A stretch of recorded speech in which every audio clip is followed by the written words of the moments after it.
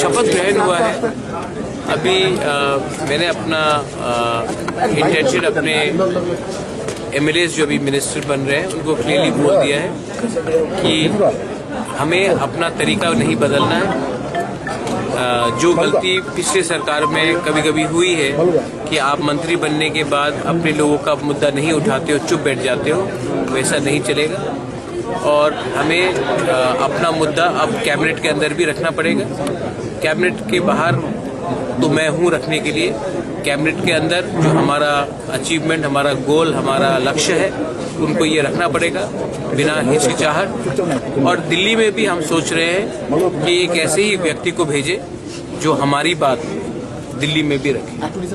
মহারাজ, এখন তো মন্ত্রিসভায় আপনারা জয়েন করে নিয়েছেন, এখন কি মন্ত্রিসভার ভেতরে থেকে আপনারা টিপকালেন বা অন্য দাবিগুলি করতে পারবেন? जो भी होगा अंदर से भी होगा, बाहर से भी होगा, दिल्ली से भी होगा। अच्छा, आइडिया है कि वी हैव टू डिलीवर और कुछ नहीं बदलता है।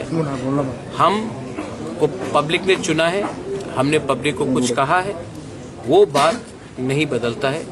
कैबिनेट के अंदर भी वो बात होगा, सरकार के अंदर आके भी वो बात होगा, सरकार के बाहर भी वो बात होगा, दिल्ली में भी वही बात होगा और बाहर में भी मैं जो हूँ मैं वही बात करूँ। যেহেতু আপনারা বিজেপির সাথে সরকারে গেছেন, আপনারা কি পূর্ব আসনে আপনারা প্রার্থী দিচ্ছেন? ये मैं अभी बोल नहीं सकता हूँ, लेकिन मैंने बहुत क्लियरली कह दिया है, हमने अकॉर्ड साइन किया है ट्राइपेटाइट, दिल्ली में, स्टेट में और हम। दिल्ली में भी हमें ऐसे ही व्यक्ति चाहिए जो हमें अड़चन ना दे, रोड ब्लॉकेट ना करे। तो हम ऐसा लोग को चाहेंगे जो दिल्ली में पार्टी मतलब नहीं पड़ता, सिंबल मतलब नहीं पड़ता, लेकिन हम ऐसा लोग चाहते हैं जो दिल्ली में हमारा बात करे, ना कि दिल्ली में जाकर चुप हो जाए।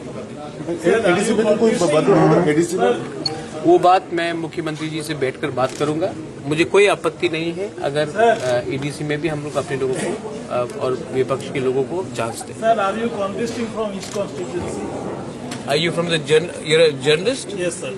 I have always said that I'm not interested for personal glory.